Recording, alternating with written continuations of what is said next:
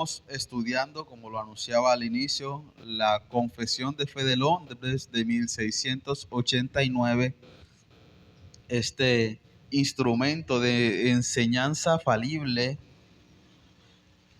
que nos recuerda la comprensión de nuestra escritura. Estamos en el capítulo número 2, el cual se titula De Dios y la Santa Trinidad. Y vamos a iniciar leyendo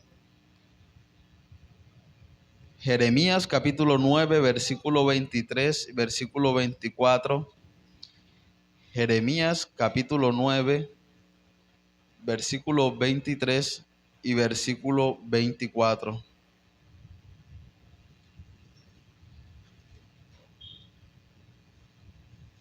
Dice la palabra del Señor: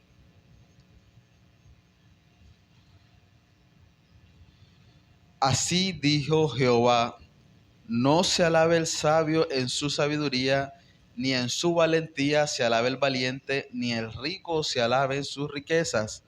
Mas alábese en esto el que se hubiere de alabar, en entenderme y conocerme, que yo soy Jehová, que hago misericordia, juicio y justicia en la tierra, porque estas cosas quiero, dice Jehová.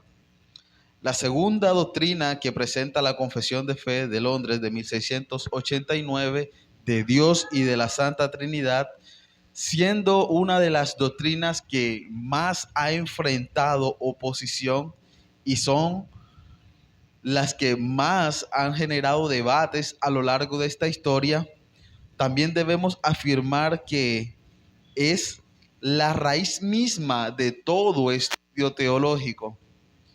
Mas si partimos de la posición que teología es el conocimiento de Dios, el estudio de Dios, la dogmática entonces es natural, pues pretende argumentar sobre el ser de Dios. Parte de la teología que intenta articular teóricamente las verdades que se consideran reveladas por Dios y profundizar en el dogma contenido en la revelación divina, parte entonces de esta doctrina. Al inicio entonces de este capítulo mencionábamos dos claras presuposiciones que debemos tener todos los que venimos a este estudio, y que es claro que la confesión también lo entiende así, y espero que usted los recuerde y los tengan claro, estas dos presuposiciones de las cuales partíamos. La primera es que Dios existe. Esta clase entonces no se creó con la intención de demostrar la existencia de Dios, y la confesión, créame que no pretende en ningún momento dar evidencia de su existencia con el propósito de convencer a los ateos o a todos aquellos que no crean en Dios en que sí existe. No, si usted tiene duda de la existencia de Dios, esta clase sin duda no es para usted. No vamos a tratar entonces a lo largo de este capítulo de confirmar o mostrar realmente la existencia de Dios. La teología, y específicamente la teología reformada en particular, enseña que la teología parte de una gran presuposición, y es que Dios existe. Entonces nuestra base podemos afirmar que es presuposicionalista, pues partimos de una presuposición, y es que Dios existe. Ahora tenemos una segunda presuposición, y es que este Dios se revela por su palabra. Este Dios se revela por su palabra. Esta es la razón entonces por la cual la confesión parte en este estudio doctrinal. ¿Con qué doctrina? De la Escritura. Recuerden, el primer capítulo que vimos fue de la Escritura, pues solo ella provee el conocimiento necesario de la revelación divina. Por eso la confesión toma como base la Escritura. No parte por demostrar entonces la doctrina de Dios, ni por mostrar la salvación, ni por mostrar los últimos tiempos, ni por mostrar la iglesia, sino que pone como fundamento la sola Escritura. Por ello, si usted no acepta entonces la doctrina como único medio de revelación de Dios, tampoco entonces esta clase es para usted, pues no le va a ayudar. Partimos entonces de manera que se hace un reconocimiento del carácter de Dios, pero no desconociendo ni dejando a un lado la realidad de que Él se revela, que Él se da a conocer, como le leíamos en el texto con el cual iniciamos: no te enaltezcas en las riquezas ni en lo que tienes, sino en conocerme y entenderme, como lo describía el teólogo, el doctor Luis Berkhoff. Presentaba a Dios como un Dios incomprensible, ya que no entendemos realmente a ciencia cierta cómo es que existe este Dios. Dios como un ser incomprensible, pero conocible. Es decir, que este Dios es difícil de comprender, para nuestra mente humana es difícil de entender, pero aún así Él se da a conocer, se revela, y esto a través de su palabra. Partimos entonces de estas dos presuposiciones. Somos presuposicionalistas al afirmar que Dios existe, pero también nos mostramos como evidencialistas, pues nuestra única base se centra en la Escritura. Bien, después de esto entonces estuvimos analizando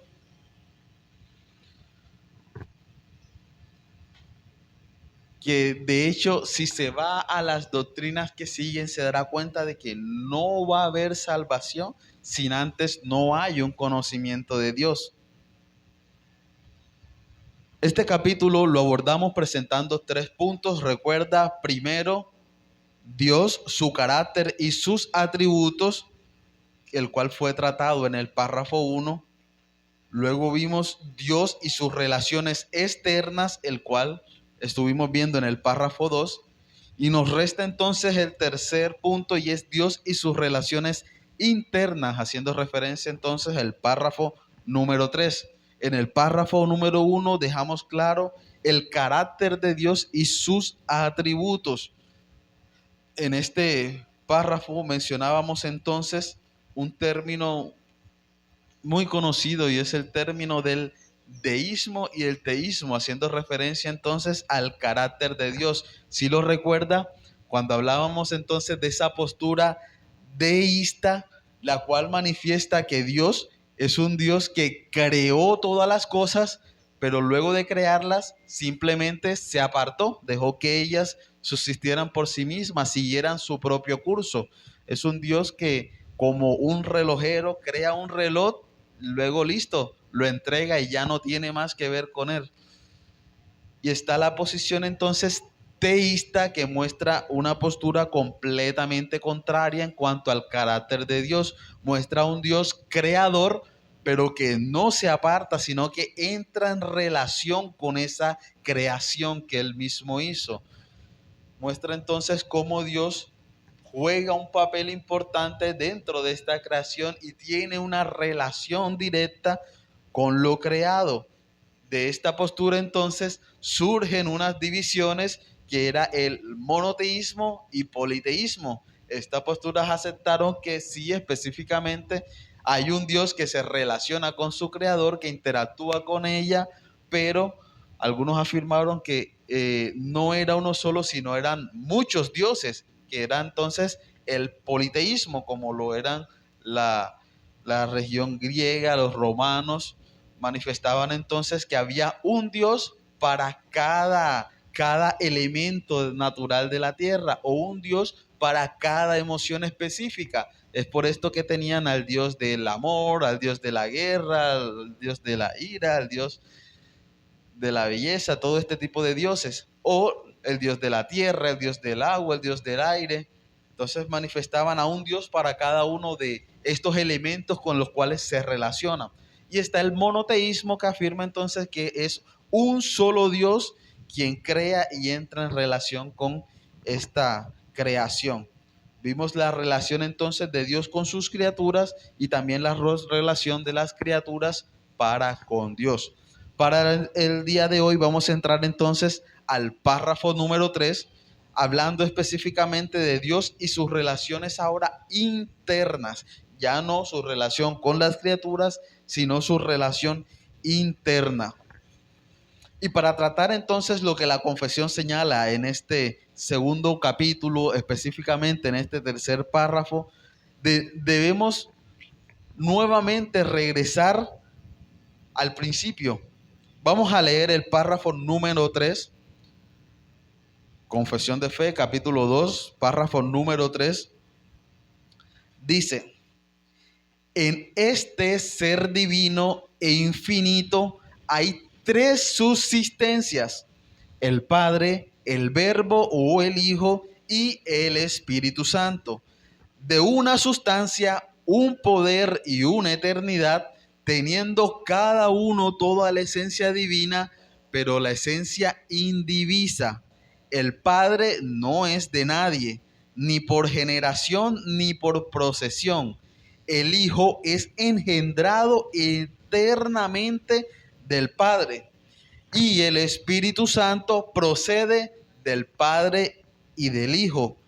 Todos ellos son infinitos, sin principio, y por tanto son un solo Dios, que no ha de ser dividido en naturaleza y ser, sino distinguido por varias propiedades relativas peculiarmente y relaciones personales. Dicha doctrina de la Trinidad es el fundamento de toda nuestra comunión con Dios y nuestra consoladora dependencia a Él. Bueno, es realmente difícil tratar de explicar este punto en cuanto a sus relaciones internas. Por eso era necesario recordar que partimos de esta presuposición de un Dios que es difícil de comprender para nuestra mente humana, pero que aceptamos que existe. Y un Dios que se revela por su palabra y que nos permite conocer no todo, cierta parte de Él, lo que Él nos permite, pero que aún así para nuestra mente será difícil comprender. Pero bueno, para tratar este tema, vamos a tratar este párrafo, vamos a abordarlo presentando 3 puntos que nos deja ver la confesión. Primero, vamos a estar viendo la singularidad de Dios. Primero, la singularidad de Dios. Segundo, vamos a ver sus distinciones interpersonales. Segundo, sus distinciones interpersonales. Y tercero, la explicación a este misterio. La explicación de este misterio. Bien, primero, la singularidad de Dios. Segunda, sus distinciones interpersonales. Y tercero, la explicación a este misterio.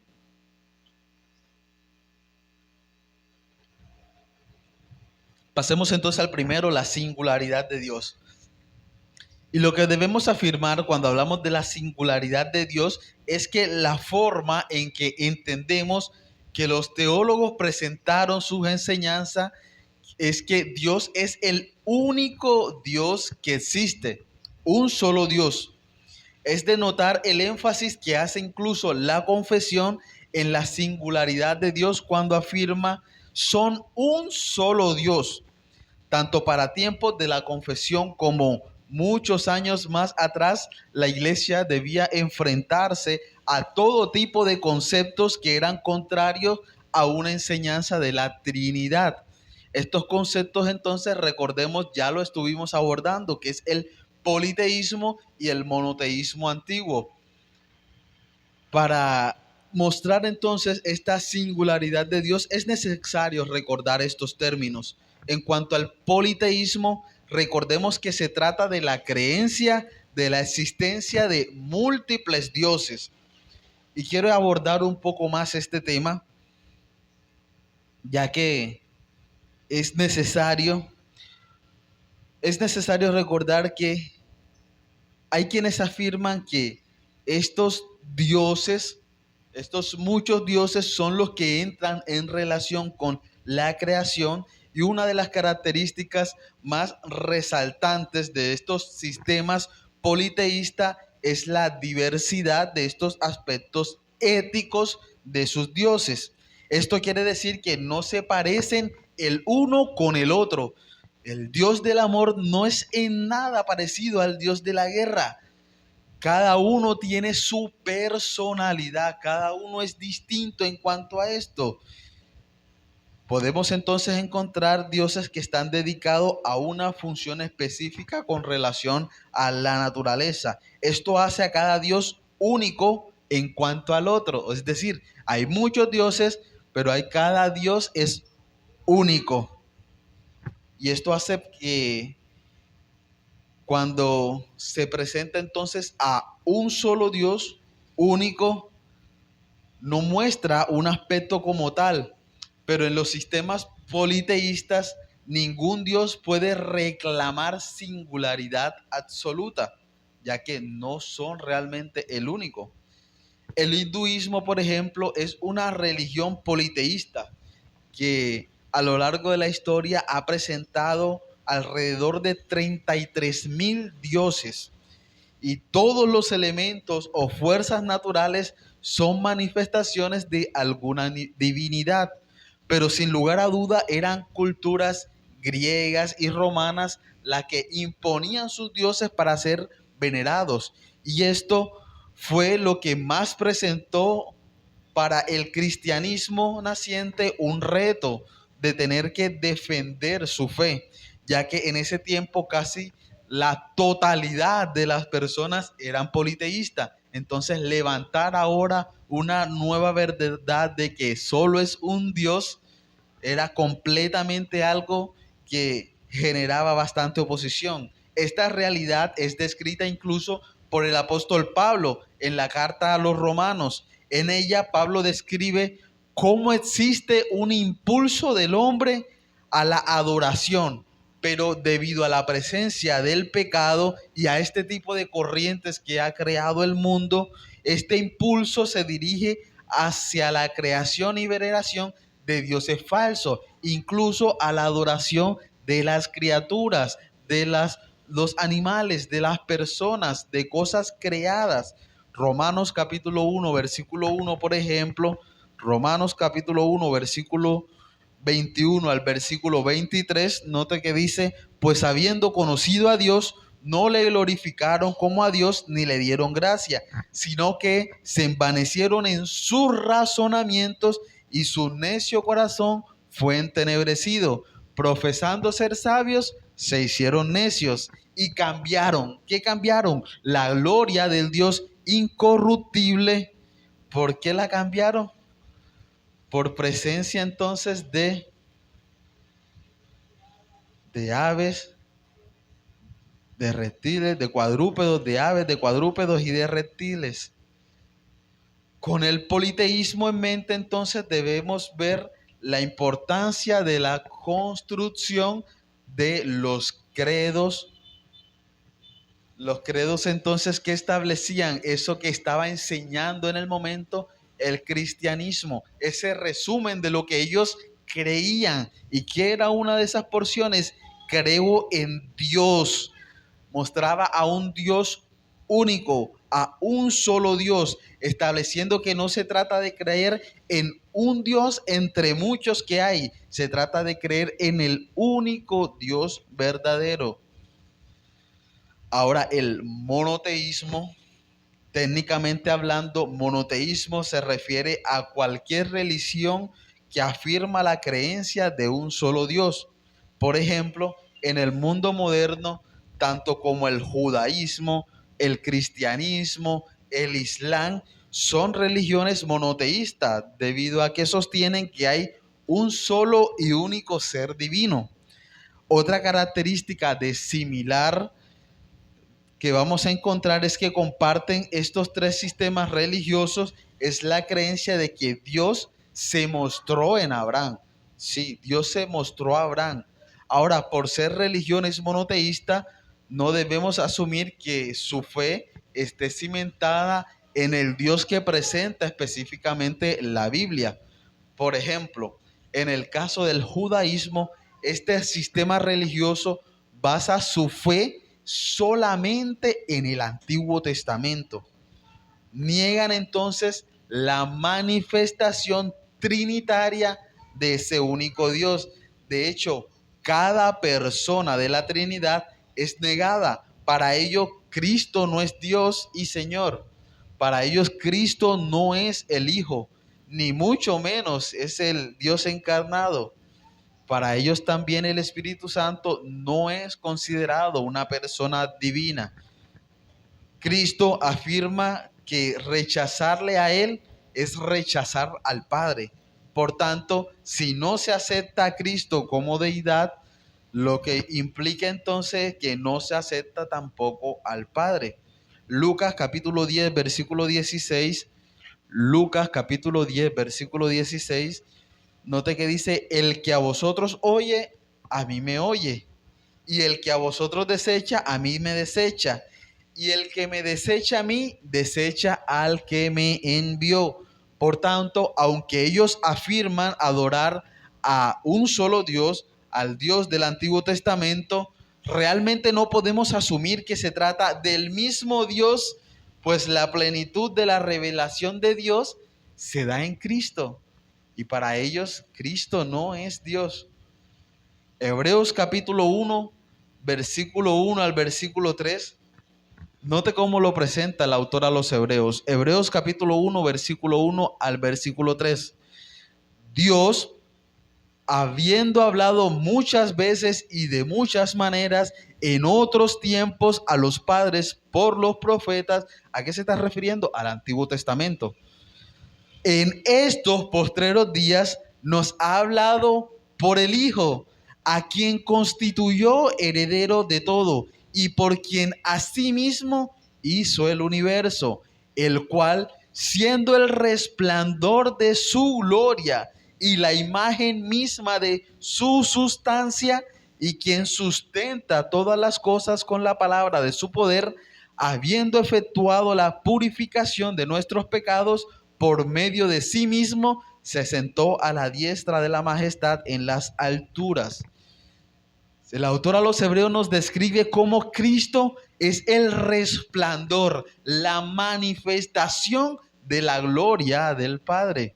Es decir, que si no creo en el Hijo, si no acepto a Cristo como el Hijo de Dios enviado por el Padre, no estoy asumiendo la gloria plena que tiene el Padre.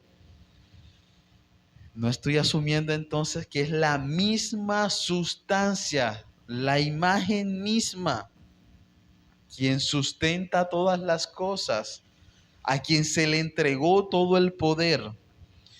Por otro lado, mis hermanos, el Islam sigue este mismo patrón, creer en un Dios, el único Dios, pero niega también su manifestación trinitaria.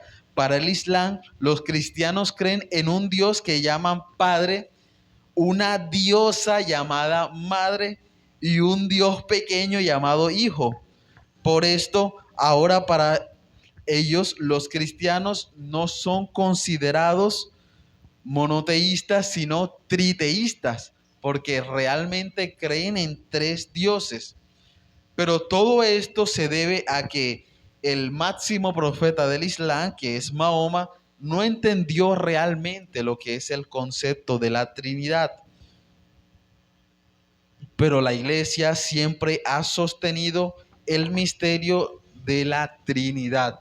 De hecho, el catecismo de Westminster, recuerda este documento que fue creado para la enseñanza a través de preguntas y respuestas. Note lo que dice la pregunta número 5 y la pregunta número 6. La pregunta número 5 dice, ¿hay más de un Dios? Y la respuesta es, no hay sino un solo Dios, el Dios vivo y verdadero. La pregunta número 6 dice, ¿cuántas personas hay en la divinidad? La respuesta es, hay tres personas en la divinidad, el Padre, el Hijo y el Espíritu Santo. Y estas tres personas son un solo Dios, las mismas en sustancias, iguales en poder y gloria. Ningún credo, confesión o catecismo tiene como propósito dilucidar este misterio, sino más bien reconocerlo. Miremos cómo inició este párrafo. En este ser divino nos lo presenta entonces de una forma singular. No dice en estos seres divinos. El párrafo entonces inicia argumentando la singularidad de Dios, un solo ser divino, no negando la Trinidad, pero enfatizándose su unidad. Vemos los aspectos entonces de dicha unidad. En este ser divino e infinito ahora hay tres subsistencias: el Padre, el Verbo o Hijo y el Espíritu Santo. Vamos a notar entonces que poseen singularidad de sustancias, es decir, que el Padre, el Hijo y el Espíritu poseen una misma condición de Dios. Cuando hablamos de la singularidad de sustancias, decimos que estos tres poseen la misma condición de Dios. Es decir, que no vamos a hablar de un Dios principal, el Dios secundario o el Dios terciario, o el Dios líder, el Dios que ejecuta, o un Dios secretario, nada de esto. Los tres poseen la misma condición, solo una sustancia o una constitución. Génesis capítulo 1, versículo 26. Génesis capítulo 1, versículo 26 dice: entonces dijo Dios, hagamos, y aquí notamos un plural, hagamos al hombre a nuestra imagen, conforme a nuestra semejanza, y señoree en los peces del mar, en las aves de los cielos. Con este texto podemos notar algo, y es que no solamente poseen singularidad de sustancia, es decir, poseen la misma sustancia todos, sino que también poseen singularidad de poder. Un solo poder, los tres tienen el mismo poder. Un ejemplo de esto es el poder de la creación. En el principio entonces no nos dice el Padre creó a los hombres, a los peces, a las aves, no. Es claro la escritura al decir hagamos, o sea, son los tres, ese Dios en las tres personas creando al hombre. Y dijo a nuestra imagen, a nuestra semejanza. Los tres tienen el mismo poder. Ahora, Job capítulo 14, versículo 11. Job capítulo 14, versículo 11. Dice, creedme que yo soy en el Padre y el Padre en mí. De otra manera, creedme por las mismas obras. También entonces podemos notar que estos poseen singularidad de eternidad. Los tres son eternos. Poseen la misma sustancia, poseen el mismo poder. Ambos, los tres también son eternidad, una misma eternidad. Primera a los Corintios capítulo 8, versículo 6.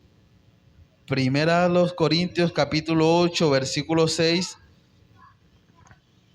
Dice, para nosotros, sin embargo, solo hay un Dios, el Padre, del cual proceden todas las cosas, y nosotros somos para Él, y un Señor Jesucristo, por medio del cual son todas las cosas, y nosotros por medio de Él. Teniendo entonces cada uno toda la esencia divina, pero la esencia indivisa. Y sé que los ejemplos metafóricos no son realmente adecuados frente al ser de Dios.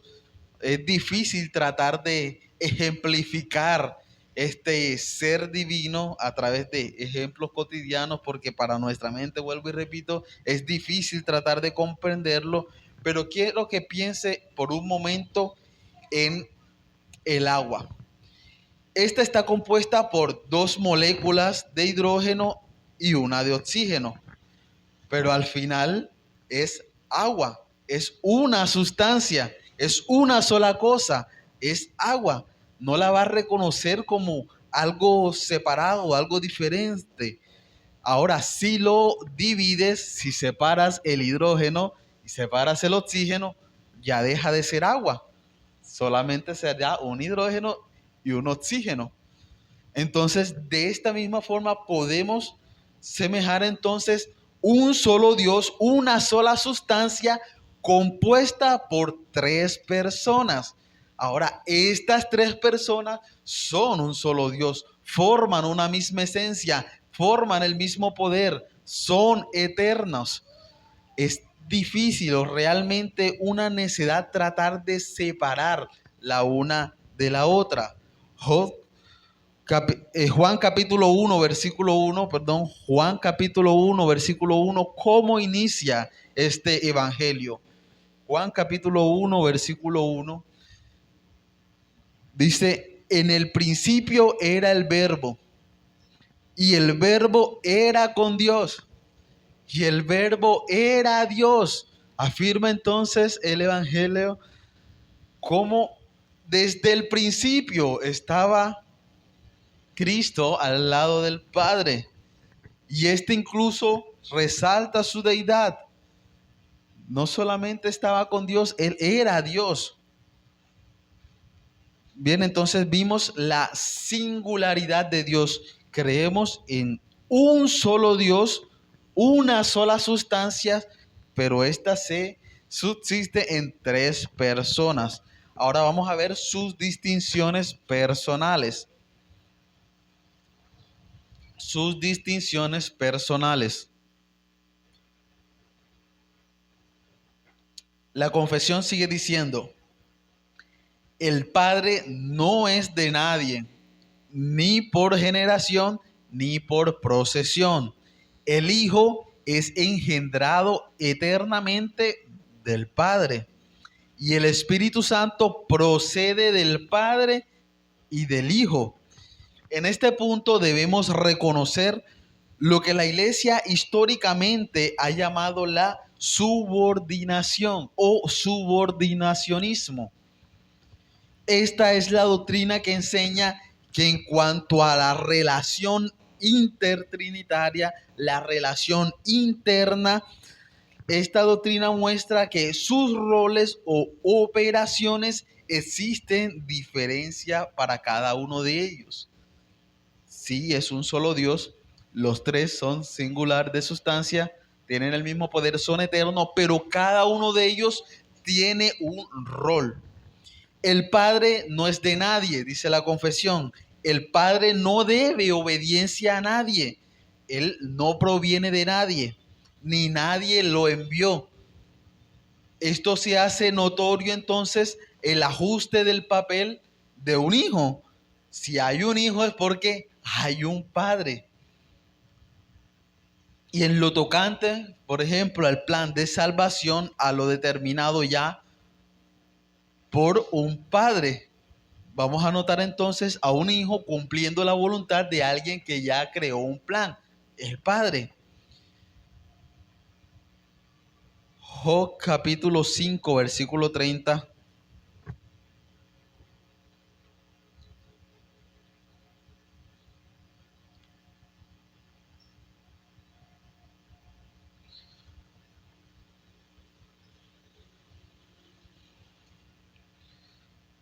Capítulo 5, versículo 30.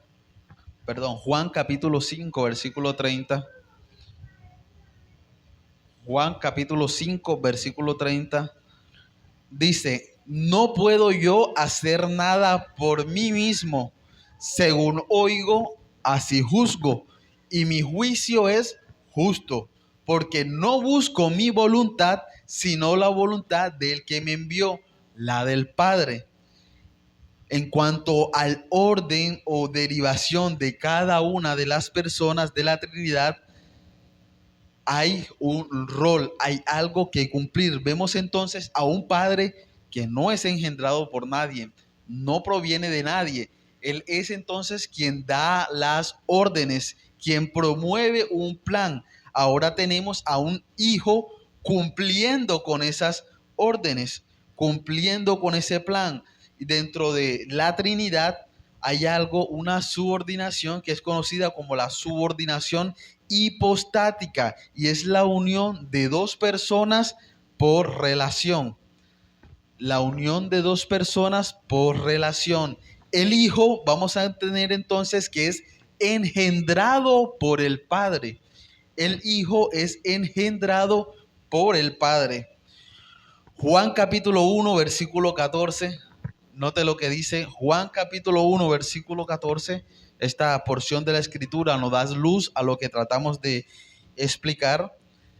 Dice, y aquel verbo fue hecho carne y habitó entre nosotros y vimos su gloria, gloria como del unigénito del Padre, lleno de gracia y de verdad. Lleno de gracia y de... Muestra entonces a Cristo como el unigénito, como el Hijo del Padre. Ahora el versículo 18, el mismo capítulo, Juan capítulo 1, versículo 18, dice, a Dios nadie le vio jamás. El unigénito Hijo que está en el seno del Padre, Él le ha dado a conocer. Se nos muestra entonces a Cristo como el Hijo de Dios, como el unigénito, como engendrado por el Padre. Ahora, si vamos más adelante en el capítulo 16, versículo 27 y versículo 28, Juan capítulo 16, versículo 27 y versículo 28, dice, pues el Padre mismo os ama, porque vosotros me habéis amado y habéis creído que yo salí de Dios. Salí del Padre y he venido al mundo. Otra vez dejo el mundo y voy al Padre. Se presenta entonces Cristo como el Hijo de Dios, como proviene de Dios. Salí del Padre, dice él. Ahora cumplió ya esas ordenanzas del Padre y ahora regresará donde ese mismo Padre que fue el quien le envió. Vemos entonces cómo es clara la Escritura a presentar al Hijo engendrado por el Padre. Ahora, primera de Juan, capítulo 4, versículo 14. Primera de Juan, capítulo 4, versículo 14. Es mucho más claro Juan en su carta universal. Primera de Juan, capítulo 4, versículo 14 dice, y nosotros hemos visto y testificamos que el Padre ha enviado al Hijo, el Salvador del mundo. Es claro entonces cómo muestra esta subordinación y cómo el Hijo procede del Padre. El Hijo es engendrado por el Padre, por eso debe subordinación al Padre. Y esta subordinación es clara. Juan capítulo 17, versículo 3 al versículo 5, el mismo Cristo hablando, muestra cómo Él vino a cumplir la voluntad del Padre, lo que le había encomendado el Padre. Juan capítulo 17, versículo 3 al versículo 5, dice, y esta es la vida eterna, que te conozcan a ti. El Cristo dirigiéndose al Padre dice, el único Dios verdadero, y a Jesucristo a quien has enviado. Yo te he glorificado en la tierra, he acabado la obra que me diste que hiciese. Ahora pues, Padre, glorifícame tú al lado tuyo con aquella gloria que tuve contigo antes que el mundo fuese. Da bastante luz este texto mostrando entonces al Hijo estando desde cuándo, desde antes de la eternidad al lado del Padre, poseyendo entonces la misma gloria que el Padre, pero ahora ese Padre al cual debe su ordinación lo envió a cumplir una labor específica. Y Cristo dice, ya terminé lo que me encomendaste, ahora permite que vaya otra vez allá al lado tuyo. Bien, vemos entonces en esta relación intertrinitaria al Padre y ahora al Padre engendrando al Hijo. Ahora pasemos al Espíritu Santo. El Espíritu Santo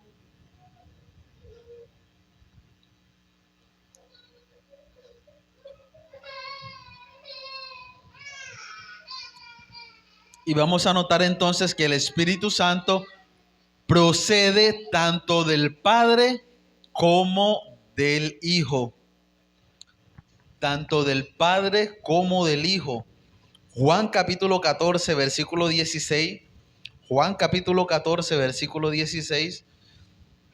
Dice, y yo rogaré al Padre y os dará otro consolador para que esté con vosotros para siempre. Cristo dice que Él rogará al Padre, entonces Él junto con el Padre dará otro consolador. Es Cristo junto con el Padre quien envía al Espíritu Santo. Juan capítulo 14 en el versículo 26.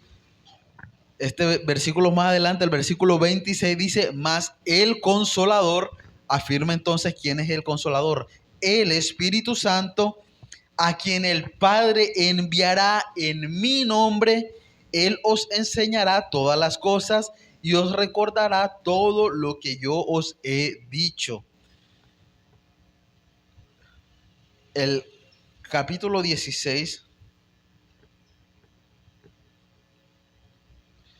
Juan capítulo 16, versículo 7, Cristo también dice, pero yo os digo la verdad, os conviene que yo me vaya, porque si no me fuera el Consolador, no vendría a vosotros, mas si me fuere, os lo enviaré. Dice, os lo enviaré. Muestra entonces cómo el Hijo envía al Consolador. Ahora, él solo no, junto con el Padre. Recordando entonces esta subordinación, el Padre no procede de nada. El Padre no procede de nadie. El Padre engendra al Hijo y el Padre junto con el Hijo envían al Espíritu Santo. El Padre junto con el Hijo envían al Espíritu Santo. Es decir, que este Espíritu Santo procede del Padre y del Hijo. Ahora, ¿por qué no decimos que el Espíritu Santo es engendrado por el Padre y el Hijo? Porque estaríamos entonces hablando de que uno es el Padre y otro la Madre, que es lo que entendió Mahoma en el Islam, y por eso habla de un Dios Padre, un Dios Madre y el Dios Hijo. Así fue como lo entendió esta religión. Pero no hablamos entonces de un Espíritu Santo siendo engendrado. Jamás va a encontrar en la Escritura que se presente al Espíritu Santo como engendrado. Ahora, tampoco podemos decir que es engendrado por el Padre, porque esto lo haría un hermanito de Cristo. Entonces, un padre, un hijo y un hermanito. Ya ve, entonces esta relación intertrinitaria debemos tenerla clara. Padre, el Hijo engendrado por el Padre y el Espíritu Santo que procede del Padre junto con el Hijo, lo envían. Es más, algunos teólogos describen al Espíritu Santo como soplado por el Padre y el Hijo. Cuando la Escritura dice que el Dios sopló aliento de vida al hombre, manifiesta entonces que la expresión la cual se le debería dar en esta relación de subordinación al Espíritu Santo no es de procedencia, sino de soplo. El Padre engendra al Hijo y el Padre y el Hijo soplan el Espíritu Santo, envían el Espíritu Santo. Bien, tenemos claro entonces en este punto número 2 cómo explica la confesión, las distinciones personales. El Padre es distinto al Hijo y el Hijo es distinto al Espíritu Santo, y cada uno en sí mismo cumple un rol específico.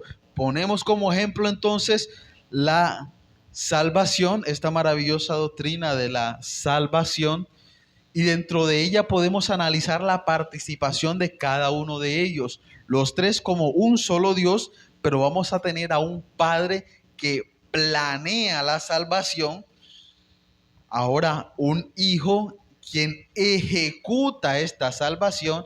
El Padre planea la forma entonces en la que salvará a esta raza caída, ahora el Padre envía al Hijo, como Cristo asimismo lo describe en la Escritura. Él fue enviado a cumplir con unas obligaciones específicas. Ahora el Hijo termina su obra. Él mismo dice: devuélveme entonces allá junto contigo con la misma gloria. Y ambos, después de haber ejecutado ya esta salvación, ambos envían al Espíritu Santo. ¿A qué? A aplicar eso que Cristo logró a cada uno de los creyentes. Es el Espíritu Santo entonces quien se encarga ahora de esos por los que Cristo murió, los que el Padre planeó rescatar. Ellos entonces aplicará esa salvación en su corazón y los guiará en este mundo hasta el punto entonces en el que se encuentren en la gloria con Dios. Vemos entonces la participación de cada una de estas personas de la Trinidad. Bien, ahora el tercer punto, y es la explicación a este misterio.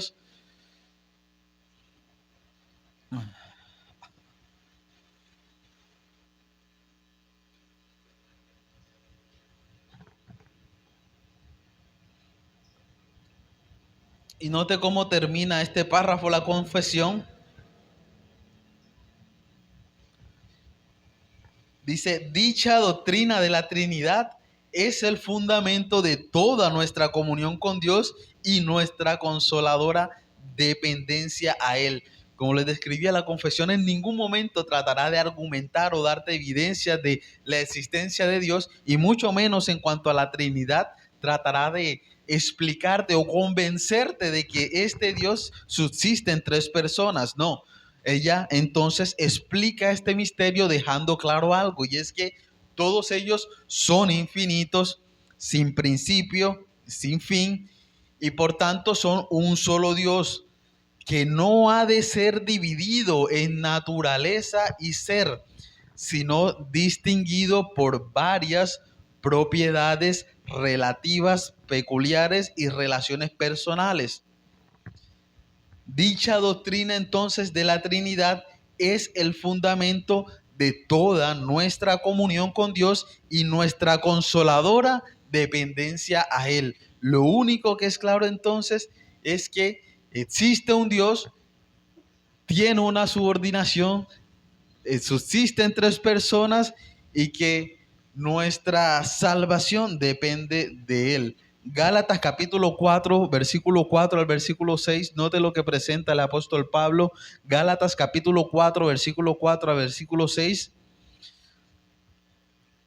Dice: pero cuando vino el cumplimiento del tiempo, Dios envió a su Hijo, nacido de mujer y nacido bajo la ley, para que redimiese a los que estaban bajo la ley, a fin de que recibiésemos la adopción de hijos. Y por cuanto sois hijos, Dios envió a vuestros corazones al Espíritu de su Hijo, el cual clama: Abba, Padre. Mi hermano, esta es nuestra consoladora dependencia a Él. Éramos hijos de ira, por naturaleza pecadores. Estábamos muertos en nuestros delitos y pecados, pero el Padre envía a su Hijo, quien es encarnado, para morir por cada uno de nosotros. Ahora nosotros somos recibidos como hijos también, hacemos parte de esa familia. Y por cuanto ahora entonces somos hijos, Dios envió a nuestros corazones al Espíritu Santo. Ahora es en razón a este Espíritu que nosotros podemos clamar: Abba, Padre. Negar la existencia entonces del Hijo es negar que se nos ha otorgado esta salvación, que hemos sido justificados, que nuestro pecado ha sido redimido en Cristo. Negar la existencia del Espíritu Santo es negar que nuestro corazón hoy puede decir: Abba, Padre. Debemos entonces recordar, mis hermanos, y entender, aunque sea difícil, esta maravillosa doctrina de Dios, cada uno de sus atributos y la Trinidad. Bien, mis hermanos, cerramos entonces con este párrafo número 3, este capítulo 2 de la confesión. ¿Alguna pregunta o inquietud? Sé que tendrá muchísimas dudas y también sé que jamás podremos respondérsela, pues para nuestra mente es difícil tratar de comprender algo tan grande. Y si lo piensa bien, una mente finita, tratar de entender algo infinito, jamás. De hecho, el salmista decía, ¿quién comprenderá la magnitud de tu ser? O sea, para él era algo completamente incomprensible.